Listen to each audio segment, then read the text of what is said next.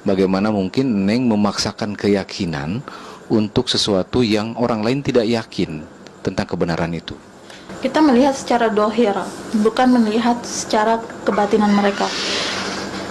Dohir mereka melakukan kekufuran, tetapi bila di batin mereka, itu adalah urusan mereka dengan Allah. Kita cuma melihat secara dohir aja. Tapi bagaimana dengan azab Tuhan, azab Allah bagi orang yang mencelakai orang? Neng percaya nggak dengan Percaya? berarti kan kalau Neng melakukan bom bunuh diri, melukai orang, itu akan kena azab juga.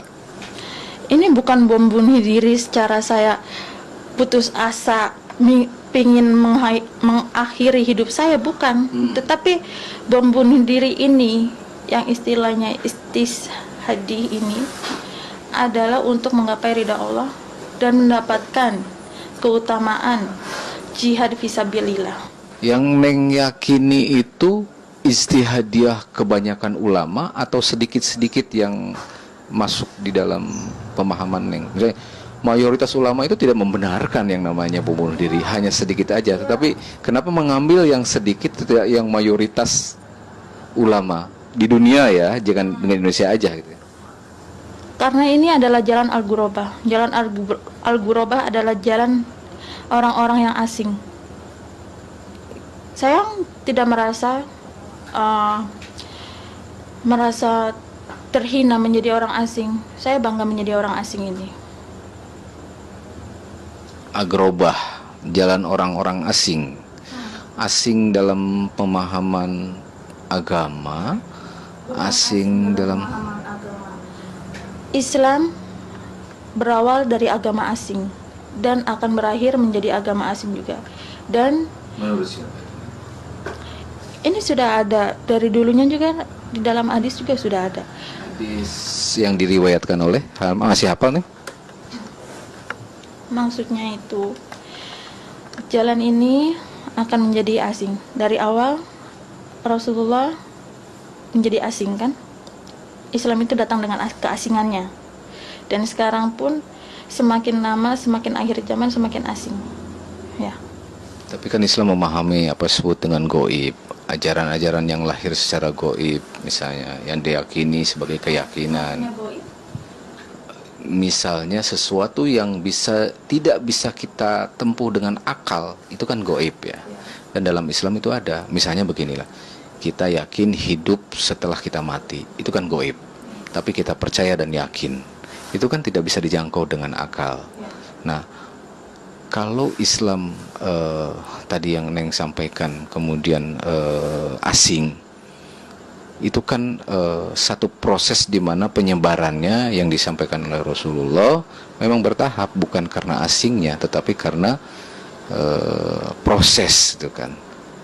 Bagaimana mungkin kemudian pada akhirnya akan menjadi asing sementara orang semakin yakin, Neng semakin yakin dengan keyakinan agamanya, tapi kenapa kemudian menjadi asing? Sekarang kita ambil contoh di tengah masyarakat kita sebagai mayoritas Islam. Indonesia adalah mayoritas Islam, ya bukan? Betul.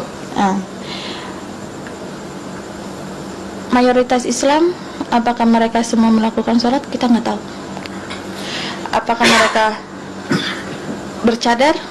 Bercadar di sini sedikit kan, meskipun diakui bercadar itu diakui di sini, tidak dilarang seperti negara-negara lain tidak dilarang. Tapi ya bila saya pun berjalan pakai bercadar, pasti mereka kesannya aneh karena mereka merasa ini asing, bukan yang seperti biasa kan. Tapi kalau kita memakai jilbab biasa, jilbab yang pendek, pakai jeans ataupun lekuk tubuhnya kelihatan, mereka asik aja melihatnya seperti itu kan.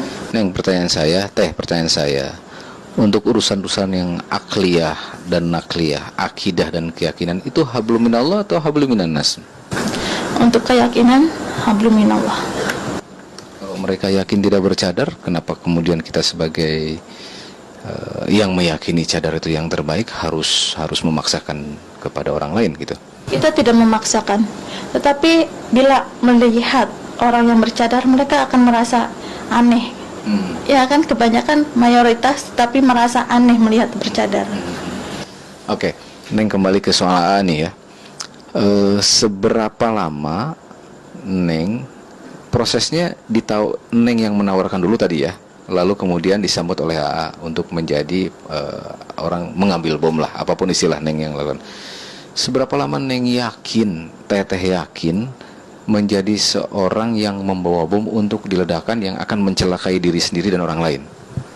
Seberapa yakin? Dari awal. Seberapa lama keyakinan itu sejak menikah? Sejak menikah 3 bulan yang lalu. 3 bulan yang lalu. Bagaimana si AA kemudian menyampaikan itu kepada Neng soal rencana itu? AA cuman bilang sudah Neng, semuanya AA yang atur, Neng tinggal tahu beresnya saja. AA menyuruh melakukan itu di mana, Neng? Untuk tempatnya saya tidak tahu karena AA tidak pernah kasih tahu. Saya pun tidak mau mencari tahu itu prosesnya bagaimana, bahan-bahannya apa. Saya tidak tahu menau. Selama 3 bulan itu Neng bersama-sama